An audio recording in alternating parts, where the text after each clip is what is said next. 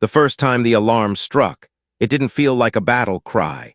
It felt like a quiet, cold hand pressing down on the shoulder of an entire nation.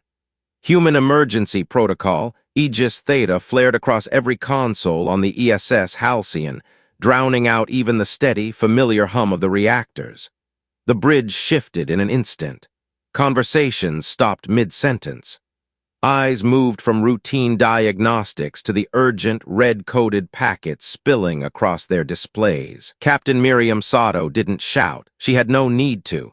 In a crew drilled from their first day to respond to emergencies with precision rather than panic, the transformation from calm to readiness was as smooth as a heartbeat. No one ran. No one hesitated. Hands moved over controls with the surety of muscle memory honed by decades of war games and real battles.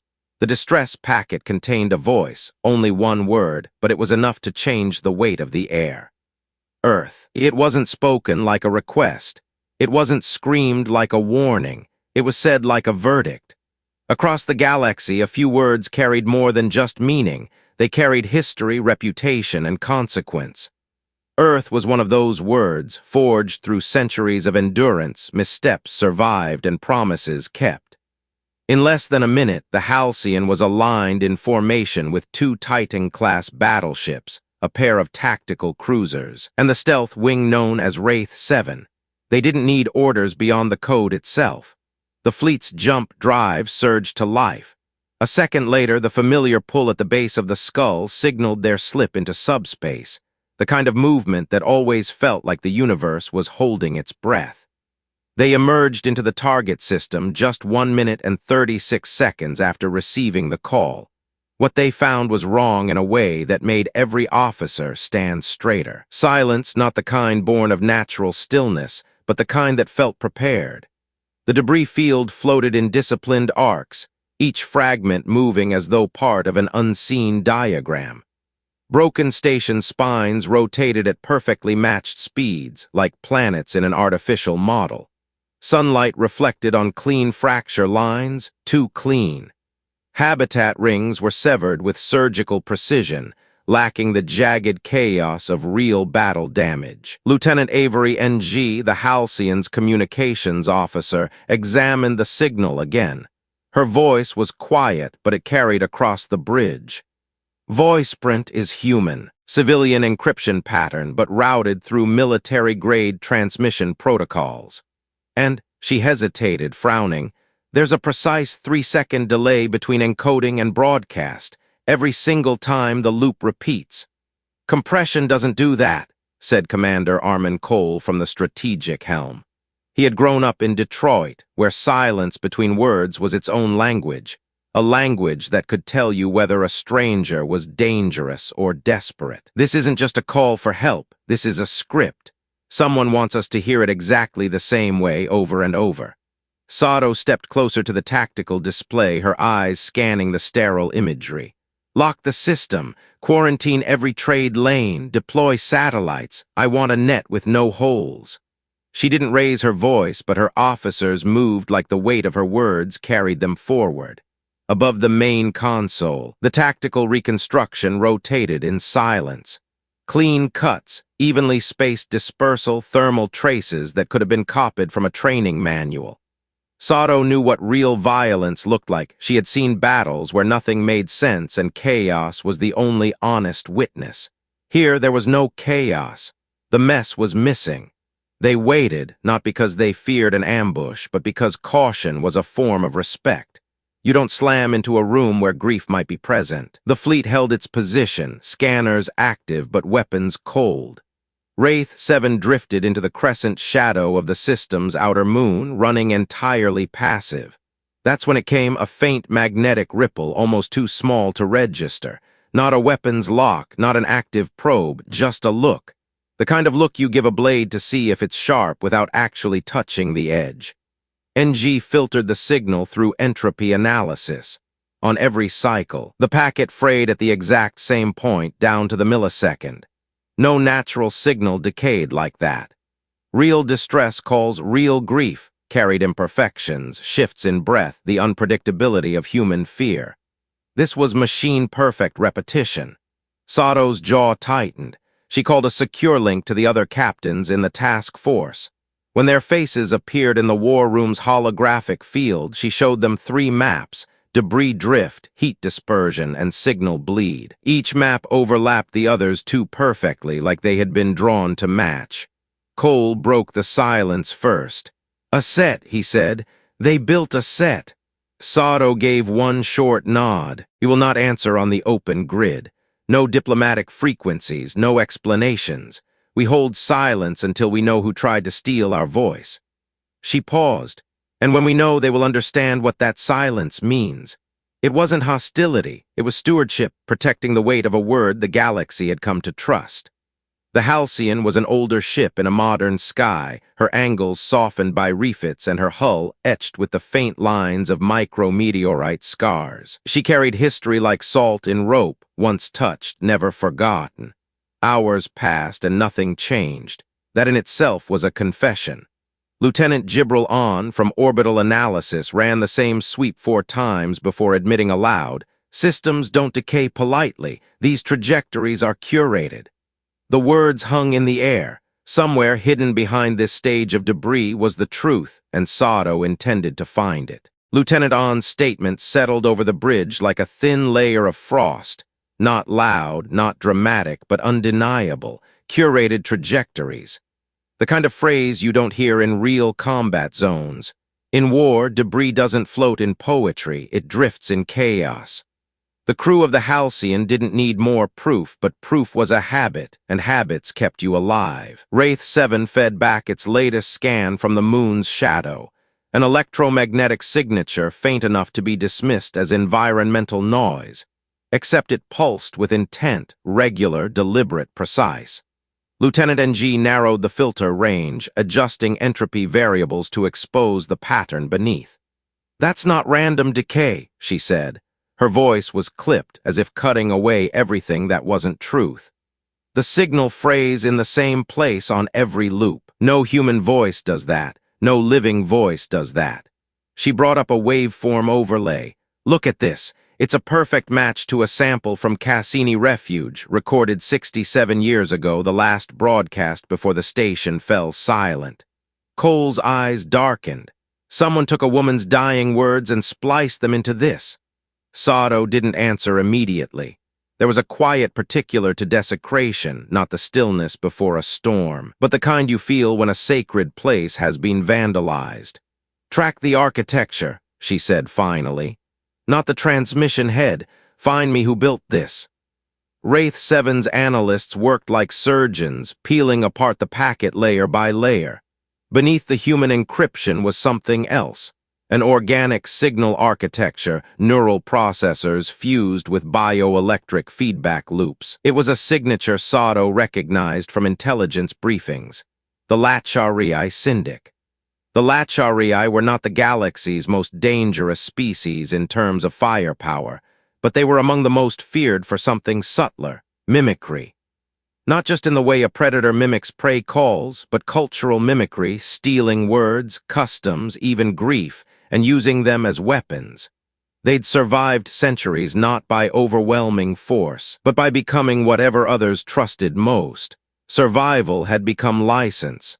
The first Lacharii transmission cracked into the Halcyon's bridge like the quiet hum of a fan in an empty cathedral. A figure appeared, plated in refracting armor, its edges constantly shifting as if the image refused to settle. "Rogue cells," it said. "Deep regret. Technical fault." 12 minutes later, another transmission arrived from a different Lacharii node. Simulation error, corrupted files, malfunction. By the third, the excuses had thinned to sentiment. A group of juvenile Lacharii appeared in soft light, their translucent membranes trembling. "Not all of us knew," one said. Sato lifted 2 fingers toward NG. "Cut the feed." The bridge returned to silence, and in that silence every officer understood something unspoken. A performance had begun, and they were not the audience. She didn't announce an operation. She simply altered the bridge's lighting by 2 degrees, shifting it to the cooler spectrum. Every console sharpened its icon edges in response. the unspoken signal that the Halcyon was moving from readiness to precision strike posture. Drones deployed from concealed hatches beneath the hull, each one shaped to avoid radar profiles and designed to leave no echo in the electromagnetic spectrum. They moved like thoughts you didn't want anyone to hear. On the third orbit pass, the Halcyon allowed gravity to bend its path into the moonside umbra. The Titans took high guard in synchronous arcs, while the tactical cruisers slid into flanking vectors that an old war college professor might have called checkmate angles. Somewhere in the darkness between worlds, a HFY relay blinked once and never returned. Sato remained standing at the center of the bridge, hands behind her back. There were no countdowns, no speeches, no rhetorical flourishes, just the unbroken hum of a crew executing their craft. It's been said that America's long history of wars, fought far from home and close to home, had taught its people a dangerous lesson. Restraint can be the most frightening weapon if everyone knows you possess something sharper. The Halcyon strike plan embodied that lesson. Where a missile might leave a trail, a spectral payload simply arrived. Where a warning might beg for compliance, a quarantine beacon lit and redrew the map without a single negotiation. The bridge screens updated quietly, one HFY outpost offline, no energy flare. A communications node silenced, no explosion. It was war without spectacle, and in that absence lay its own kind of authority. Later, the Halcyon's after-action reports would give it a name, Veracity Protocol, a doctrine that stated no staged tragedy would ever be rewarded with diplomatic theater. You do not bargain with falsified grief. When the HFY flagship finally drifted into view, its membranes flickering like a candle refusing to die, the transmission request came immediately. Sato allowed it, not out of courtesy, but out of discipline. We urge consideration. The HFY envoy began, its translator smoothing jagged syllables into something almost human. Containment, not punishment. Sato's knuckles whitened around a data slate. You forged our dead into camouflage. She said, negotiation begins with truth. You boarded it with theft. Cole confirmed a vector lock. Wraith 7 tightened its net. A weapon that did not dramatize itself detached from its cradle and entered the clean mathematics of a firing solution. The flagship didn't explode. It folded not in the cinematic sense, but in the way an argument folds when the evidence is undeniable. Geometry corrected itself. The ship became absence. Sato waited 6 seconds, then 10. Open the diplomatic net, she said. The message that followed had no anthem, no flourish. Just the seal of the Terran Defense Council and a voice translated into every language worth hearing. To those who think we anger slowly, you are correct. But if you fake our pain for advantage, we will not debate. We will end the conversation. It was not a threat. It was a boundary, and boundaries once set become part of the map. The silence that followed the broadcast was different from the one that had greeted the Halcyon when she first entered the system. This was not the rehearsed, staged quiet of an artificial graveyard.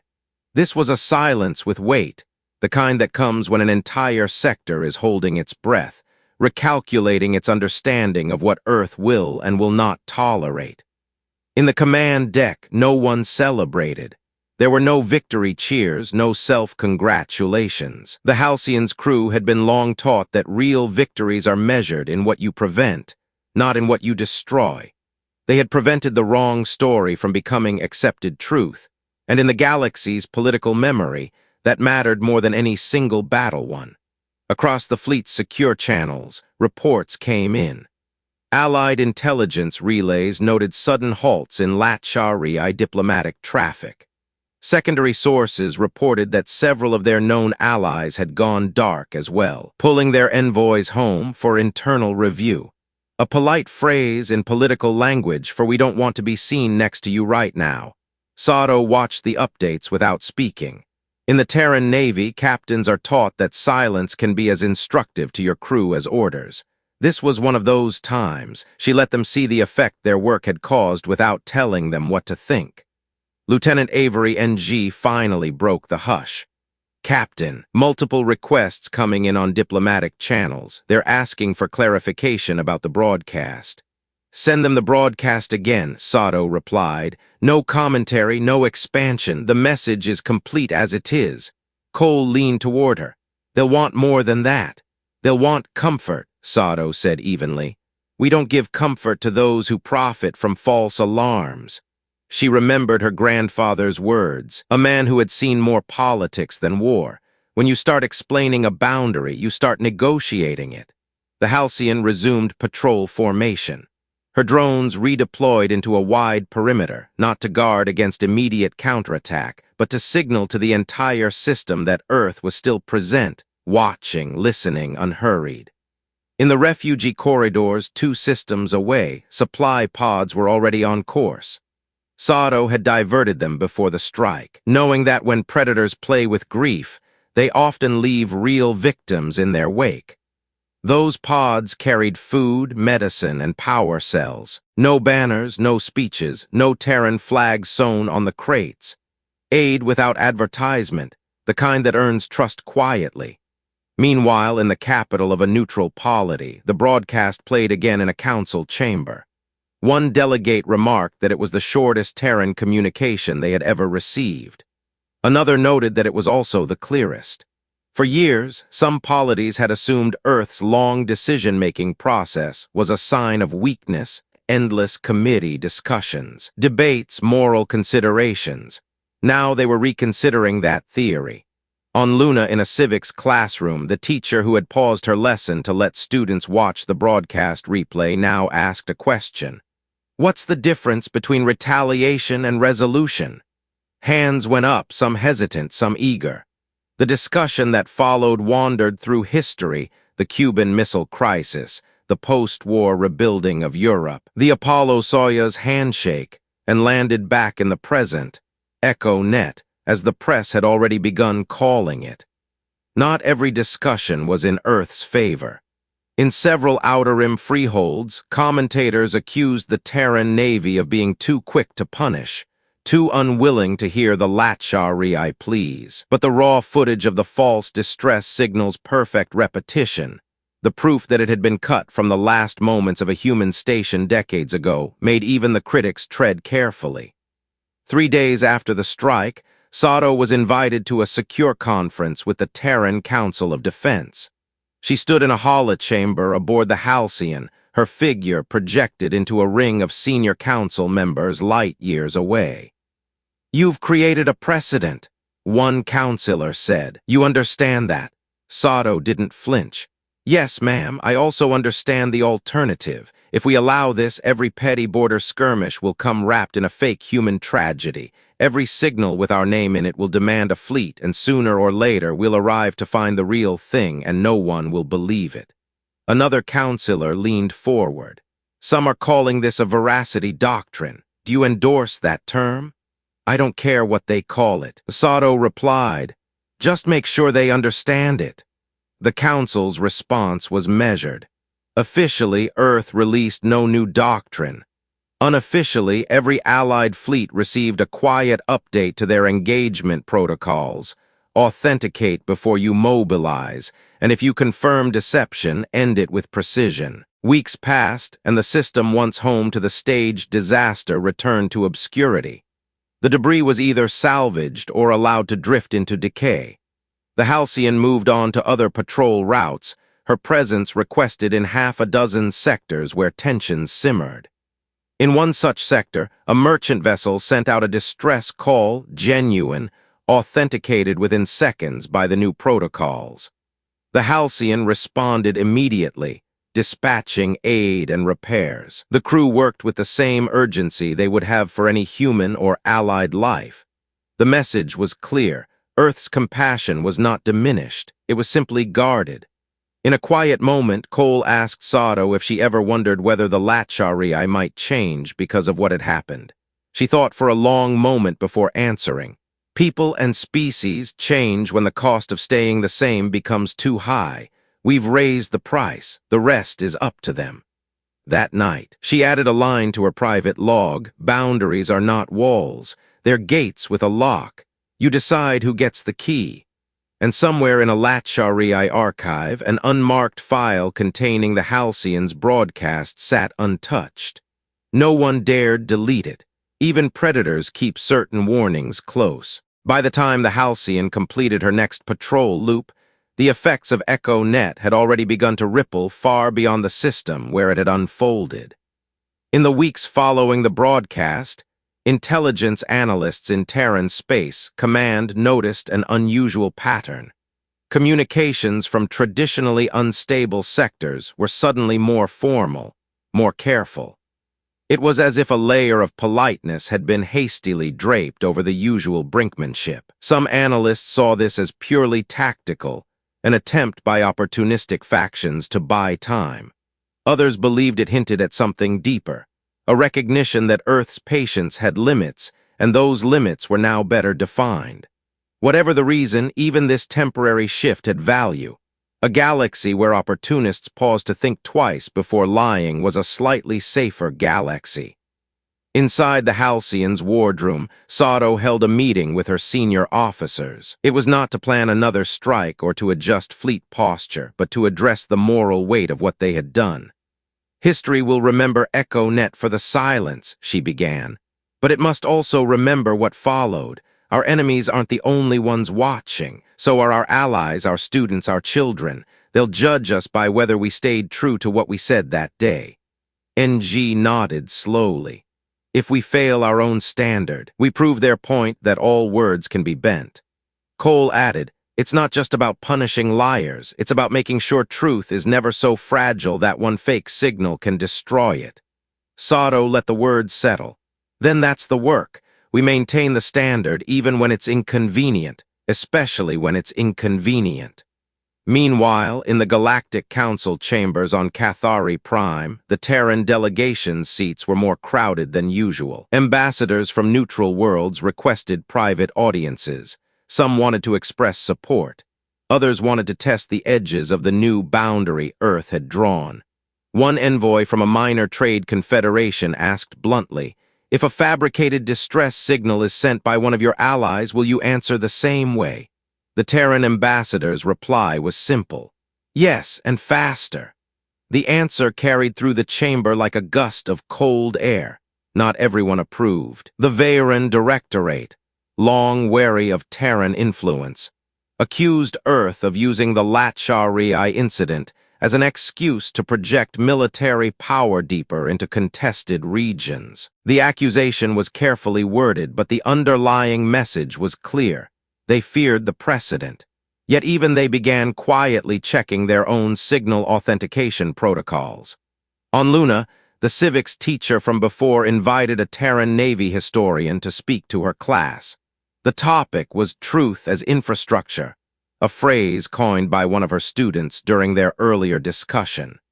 The historian explained that just as roads, ports, and power grids must be maintained to keep a society running, so too must the mechanisms that protect truth. When those mechanisms fail, he said, the entire society becomes vulnerable, not to bombs or fleets, but to bad decisions made from false premises. The students listened intently. For some, it was the first time they realized that war and peace could both hinge on something as abstract as a waveform. Back aboard the Halcyon, the crew continued to train. They ran drills not just for combat, but for distress signal verification.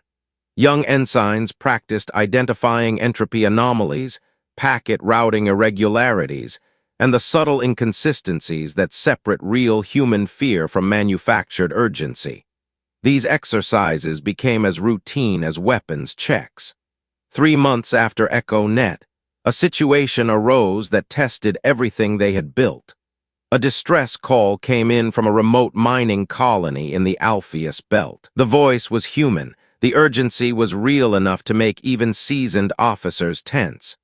But within seconds, the new authentication protocols flagged inconsistencies.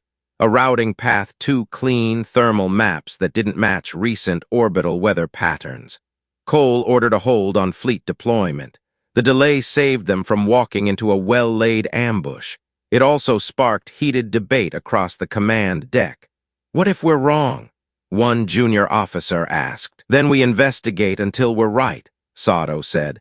Speed is important, but so is precision. The first time we send a fleet to a lie after Echo Net, we hand the galaxy permission to lie to us again. Her words became an unofficial maxim aboard the Halcyon: investigate until you're right. The mining colony's false signal was eventually traced to a smuggling syndicate attempting to draw Terran forces away from a nearby customs sweep. When the truth emerged, even the junior officers who had argued for immediate action understood. Trust wasn't just about believing others. It was about making sure others could believe you. In the months that followed, Sato noticed something remarkable. Real distress calls, genuine emergencies from both allies and former adversaries, began arriving with cleaner data, better authentication, and less noise. It was as if the entire galaxy had taken the lesson to heart. If you want Earth's help, you make sure your truth can stand on its own. At night, when the Halcyon drifted between assignments, Sato would sometimes reread her private log entry from the day of the strike. We answered with boundaries. Fire was only the period at the end of the sentence. She would think of the cadets who would one day study this incident not just for its tactics, but for its ethics. And she would hope that by then the galaxy would be a place where fewer captains had to make the choice she made. But hope, like truth, required maintenance. And the Halcyon's crew was ready to keep the tools sharp. By the 5th month after Echo Net, the HFY name was rarely spoken in public forums. Officially, the Syndic had restructured into autonomous trade houses, each disclaiming responsibility for the staged tragedy. Unofficially, Terran intelligence reported that these houses were still connected through shadow channels, encrypted couriers, dead relay points, and the oldest form of secrecy. In-person meetings in places no satellite could see. The Halcyon received her orders quietly. They weren't to hunt the HFY directly, that would have been too obvious, but to move along trade corridors where their influence had once been strongest and watch. Sato understood the subtext. You don't simply cut a snake in half and walk away. You wait to see if both ends try to grow back. The first sign came in the form of an intercepted transmission from a mining guild in the Delta Perseus Spur. It was innocuous at first glance. Trade manifests, shipping routes, meteorological updates. But Lieutenant NG's pattern recognition flagged an anomaly, a cluster of meaningless entries repeating at irregular intervals. Cipher, NG said flatly, but not one of ours. The decryption revealed a series of coordinates and audio fragments. Sato listened to them in the wardroom with only Cole and NG present. The voices were human, or at least they sounded human. A mother calling for her child, the static-laced cough of someone dying in vacuum, a clipped order to hold the line before the channel cut. Cole swore under his breath. They're trying it again. But NG shook her head. Not exactly. This isn't polished like last time. The fragments are rough, mismatched, some clearly corrupted. It's almost experimental. Sato leaned back, the old leather of her chair creaking softly. Then someone is teaching a new generation how to lie, and they haven't graduated yet. The next weeks were a study in patience. The Halcyon shadowed convoys, slipped into the blind spots of orbital sensor webs, and quietly pulled packets from deep space relays. Piece by piece, a pattern emerged. The HFY, stripped of their centralized syndic, were dispersing their mimicry craft into small cells. Each cell was testing a different method of deception. Some crude, others dangerously convincing. In one intercepted case, the voice of a famous Terran relief worker, recorded decades ago, was grafted onto a plea for aid from a medical station that didn't exist. In another, environmental telemetry from a real disaster was paired with fabricated ship registries to lure in responders. None of the traps were perfect yet, but Sato knew time would make them sharper. She called a meeting with her senior officers. Echo Net worked because the lie was whole a perfect stage. These new attempts are clumsy, but they are seeds. Left alone, they grow. Cole suggested a preemptive strike on the suspected training hubs. NG countered that destroying the hubs might scatter the cells further, making them harder to track. The debate circled for nearly an hour until Sato cut through it with a single line. "We're not here to swat flies, we're here to drain the nest." The plan that emerged was as much about psychology as it was about tactics. The Halcyon would not simply intercept the false signals, it would replace them. Using the Wraith 7's stealth relays, the crew began injecting their own, contaminated data into the HFY's practice runs, subtle changes that made their simulations fail in ways they couldn't easily explain. Timing delays that ruined the emotional cadence of a forged distress call. Sensor echoes that contradicted the visual feed. Minuscule frequency shifts that exposed their own mimicry to any half-competent analyst. After 3 weeks, intercepted chatter revealed frustration within the HFY cells. Some accused their own trainees of incompetence. Others suspected infiltration but couldn't prove it. The beauty of the operation was that no overt Terran signature was ever left behind. The HFY couldn't rally against a ghost they couldn't name. Yet Sato wasn't content to simply disrupt. "Confusion is temporary," she told Cole. "We need something permanent." That something came from an unexpected quarter, a small, independent research station on the edge of Terran space. Its lead engineer, a quiet man named Dr. Rafik Salim, had been working for years on a truth seal, a cryptographic signature embedded in the micro-variations of a live transmission, impossible to duplicate without the original source. The concept had been dismissed as impractical by bureaucrats more concerned with budget lines than future-proofing distress calls.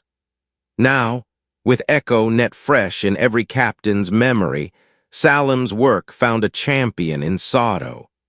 The Halcyon became the first Terran warship to test the seal in live exercises. Every authentic distress call it verified was rebroadcast with the seal embedded, making it instantly recognizable to any ship running the updated software.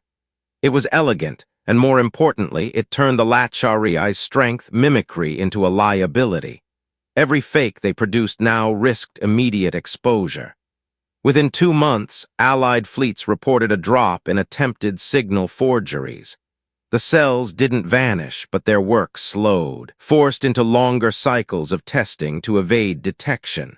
For Sato, that was enough. Every day a lie was delayed was a day a real voice might be heard without competition. In her private log, she wrote, "The answer to a weaponized story is not just a sharper sword, it's a lock on the library." Still, she knew this was not the end. Somewhere in the quiet rooms of the galaxy, new lies were being crafted. But now, they had to contend with the knowledge that Earth was listening, and that Earth's patience, though deep, was not infinite. The Halcyon turned toward her next assignment, her crew seasoned by the understanding that truth was not a passive state, but a territory to be patrolled. And in that work there was no retirement, no final victory, only vigilance. 6 months after the implementation of the Truth Seal, the Halcyon was recalled to Sol for high-level consultations. The Veracity Protocol, as the media had started calling the layered authentication and counter-deception measures born from Echo Net, had begun to shift the balance of diplomacy.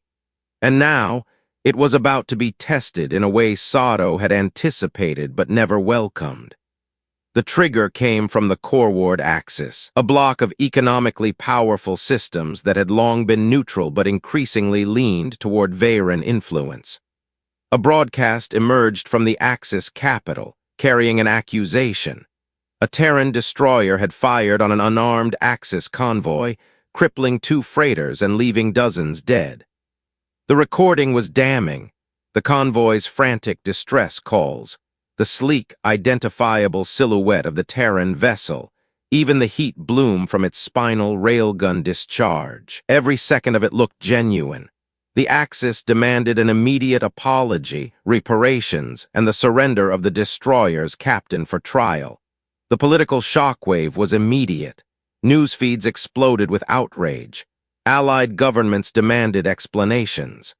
Opposition parties on Earth accused the Navy of hypocrisy, claiming that Veracity Protocol was simply a tool to punish others while covering Terran misdeeds. But in the command decks of Space Command, the reaction was colder, sharper. The recording had not been sealed. The convoy's broadcast lacked the micro-signature that the truth seal embedded in every live Terran transmission.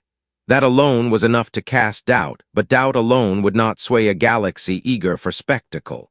Sato was summoned to the Council of Defense. Hololight bathed the conference chamber in sterile blue, each counselor's face a mask of tight discipline. "They've inverted our doctrine," said Counselor Marin. "They've taken the weapon we used to guard truth, and they are trying to make it a noose." "They've studied us," Sato replied. "The Lachari taught them the shape of the trap. The Axis is trying to bait us into defending ourselves too loudly so it looks like guilt." The Council's orders were precise. The Halcyon was to proceed to Axis space, accompanied by a small diplomatic escort and present incontrovertible proof that the broadcast was false. Not with speeches, not with counter-accusations, with verifiable data made public in real time. Cole met Sato in the Halcyon's ready room before departure. "You know they won't let us just walk in and present evidence," he said. "They'll throw procedural walls, technical difficulties, anything to stall until the lie takes root." "Then we cut through the walls before they finish building them," Sato replied. When the Halcyon arrived in Axis space, they were greeted by a screen of cruisers, not hostile, but positioned with the unmistakable geometry of intimidation. The Axis flagship, the Carradine, sent a curt invitation for Sato and her senior officers to attend a tribunal session on the surface. The tribunal chamber was a theater as much as a court, tiers of delegates and press arranged to catch every flicker of expression. The Axis prosecutor began with a flourish, replaying the convoy attack in high resolution. Murmurs filled the chamber. The image of a Terran warship firing on helpless freighters was hard to argue against, unless you had the tools to dismantle it. Sato didn't ask for permission to speak. She stepped forward, holding a slim data baton. "Members of the tribunal," she said, her voice carrying with deliberate calm, "you claim this is truth. Let us see if it can breathe." At her signal, the baton's feed connected directly to the chamber's master display. Side by side, she played the Axis recording and a frame-by-frame analysis from the Halcyon's forensics team. "This," she said, pointing to a heat distortion ripple in the Axis video, "matches the energy profile of a railgun discharge, but only if the ship were firing in a vacuum. In your footage, the ripple persists as if in atmosphere. That's impossible." A ripple of unease crossed the delegates' faces. "Here," she continued, "we see the destroyer's hull markings. They are accurate except for the curvature distortion. Our hull geometry doesn't bend that way. And finally, no seal, no micro-signature. The Veracity Protocol isn't a political slogan. It's physics, and physics doesn't forget." The display zoomed into the waveform analysis. In silence, the room watched as the data revealed precisely where the audio had been spliced from 3 separate incidents, none involving the accused destroyer, and one from a century-old archive. When the playback ended, the chamber was still. The Axis prosecutor's voice faltered as he tried to pivot, claiming that the seal itself could have been fabricated. Sato's reply was merciless. "If you believe that, then bring your best engineers. Let them try. We'll give them an unsealed, unedited distress call from one of your own stations, and they can attempt to reproduce the seal. They won't, because the seal isn't just code, it's quantum noise from a specific emitter, recorded in real time.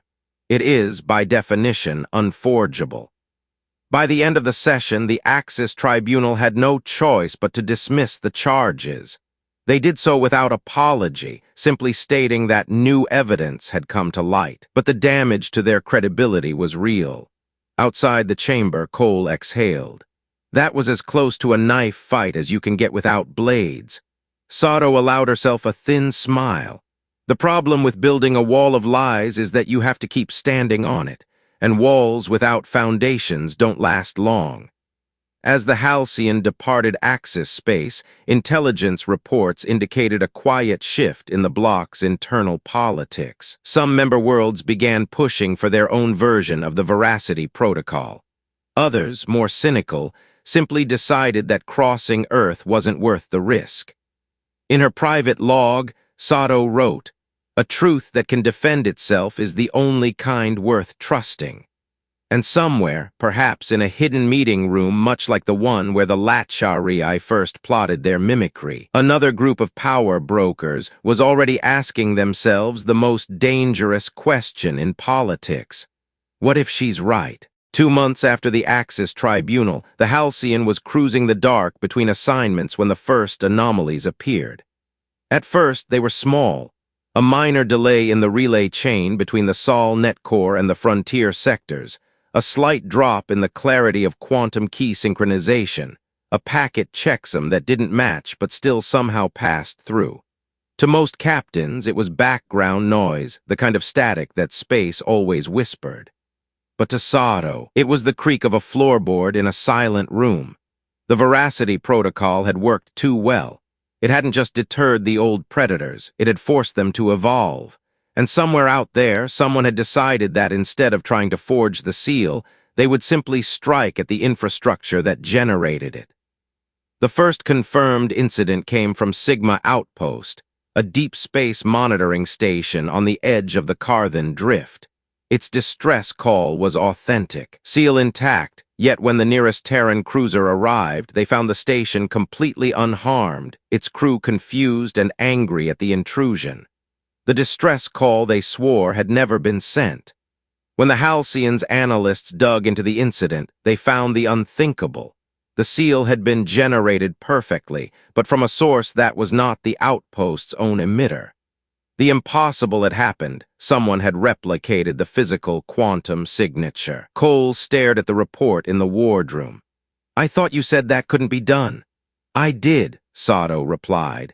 "And I was right until now, which means someone has either stolen one of our emitters or built one from scratch." The list of suspects was short. Building such a device required not only cutting-edge quantum fabrication, but also the precise calibration data from existing Terran infrastructure. That meant an inside leak, or a theft so clean it had left no trace. Space Command was split. Some wanted to suspend the Veracity Protocol entirely until the breach could be contained. Others argued that doing so would be an admission of vulnerability, an invitation for every opportunist in the galaxy to strike. Sato took a third view. "We don't hide our walls because someone found a chisel. We reinforce them and see who tries to use it." The Halcyon's mission changed overnight. No more patrols, no more diplomatic escorts. They became a hunter-killer for lies, tracing each forged seal back to its source. The trail was maddeningly complex, each false signal bouncing through abandoned relays, dead satellites, and ghost ships adrift in interstellar dark.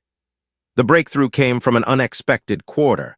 Lieutenant NG noticed that all the forged signals, no matter how well hidden, carried a barely perceptible phase jitter, a microscopic misalignment in the entanglement pattern.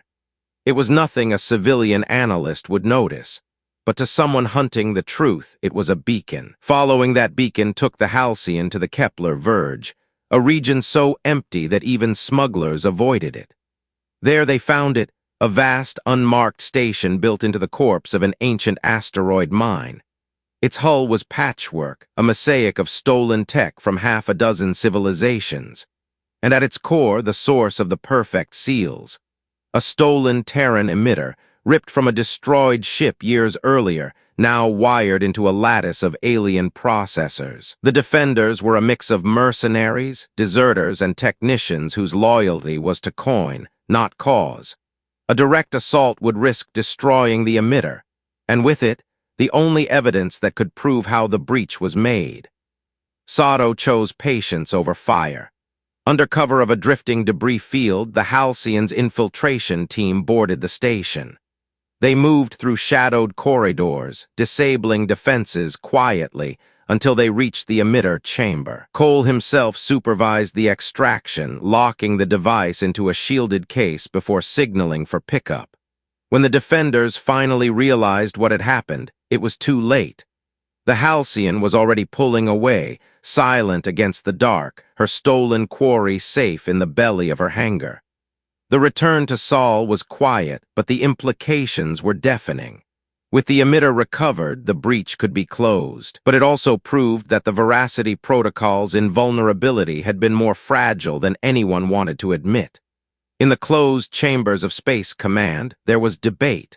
Some argued that this near failure showed humanity's arrogance, that no system should ever be considered unbreakable. Others saw it as proof of the protocol's worth.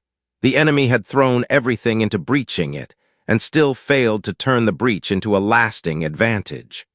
Sato offered a different lesson. Standing before the assembled council, she said, "We like to think of truth as a fortress, but a fortress can be breached, no matter how strong its walls. The real defense isn't the stone, it's the people inside, ready to rebuild the moment those walls crack. The Veracity Protocol is not just code and quantum physics. It's discipline, vigilance, and the refusal to let the first breach become the last." Her words spread beyond the chamber, quoted in news feeds and even carved into the walls of the Terran Naval Academy. For the cadets who memorized them, it became a reminder that human resilience lay not in perfection, but in persistence. The Halcyon returned to duty, her crew carrying the knowledge that their work had preserved more than a tool. It had preserved the galaxy's most fragile asset, the ability to know without doubt what was real. And somewhere in the deep, the ones who had built the false seals were already planning their next move. The Halcyon had barely resumed her patrols when the summons came not from Space Command, but from the Galactic Assembly itself. The invitation, dressed in diplomatic courtesy, was in truth a summons to stand before the most powerful council in known space. The agenda was blunt, to debate whether the Veracity Protocol would be adopted galaxy-wide or outlawed as a Terran monopoly over truth. Sato had seen this coming. A tool that could authenticate reality itself was too valuable and too dangerous to be left solely in human hands. Other civilizations feared that Earth might wield it as a weapon, choosing which truths were allowed to be recognized. The irony, of course, was that the very races who now demanded its dismantling were the same who had built their empires on carefully curated lies. The Assembly's central chamber was a cathedral of politics, tiered rings of delegates suspended in low gravity, banners of hundreds of species drifting in slow arcs. Every movement was calculated for display. Cameras floated like silent insects, broadcasting every word to billions across the stars. The opposition came in force. The Veyron delegate, his voice like silk over steel, accused Earth of setting itself up as the final arbiter of reality. The Korathi bloc claimed the protocol could be weaponized to delegitimize any inconvenient testimony. The remnant Latcharii faction, smaller now but still venomous, simply called it tyranny in the guise of integrity. When her turn came, Sato didn't begin with data or argument. She began with a story. 4 years ago, she said, a freighter in the Perseus corridor sent a distress call. It claimed pirates had boarded. The nearest responders arrived armed and ready to fight, but the pirates were a family of refugees. The freighter's captain had forged the signal to scare off competition for a derelict cargo cache. In the confusion, the refugees were killed. Every one of them. That incident never made it into your official histories. It was buried, forgotten, and the lie that killed them was never punished. The chamber stirred. The assembly thrived on abstractions, accusations, policies, treaties. But Sato had put blood on the floor. The Veracity Protocol doesn't give Earth control over truth, she continued. It gives everyone the same yardstick. It doesn't care about politics. It doesn't care about who's speaking. It only cares if the voice is real. She held up a small object, an old, battered datapad, its screen cracked. This belonged to a relief worker on Syndral Roman 2. Her last transmission carried a seal. That seal let rescuers know her call was genuine, even though the planet was drowning in forged cries for help. Because of that, she was saved, and so were the 2,000 people sheltering with her. Sato let the silence hang, then delivered the point that mattered most. Truth is not a weapon unless you make it one. But lies.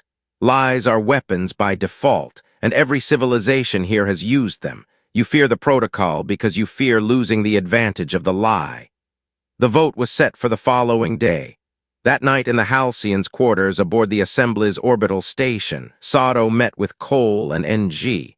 They discussed contingencies, including the possibility that the vote would go against them. If that happened, Space Command had authorized the destruction of the protocol's core data. Better to erase it than see it twisted into a tool for censorship. But when the vote came, the outcome stunned even the most optimistic observers. By a narrow margin, 3 votes out of hundreds, the Assembly adopted the protocol as a shared standard. It would be managed by an independent interstellar council, with Terran oversight only as part of a rotating stewardship. The cheers from allied delegates were genuine. The glares from the protocol's opponents were sharper than any blade, but the decision stood. In the days that followed, the Halcyon's crew became reluctant celebrities. News feeds replayed the tribunal speech, the Kepler Verge operation, the Assembly vote.